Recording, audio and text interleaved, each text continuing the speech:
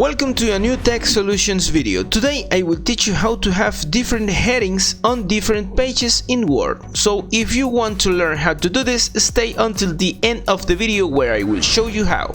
The first thing we need to do is have our Word document open and some small text written. Then, if we double click above the example text, we will open the header menu. You can write whatever you want, but for the example, we will write the letter A. Now press escape and click on layout and then click on next page.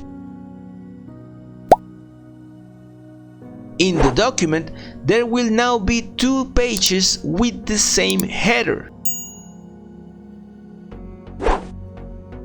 On the second page, double-click on the header area and then click on Link it to Previews. This will allow you to put whatever you want in this header and it will be different from the previous one. And that's it. As you can see, the headers are different. I hope this tutorial has been helpful. If so, subscribe and give us a like.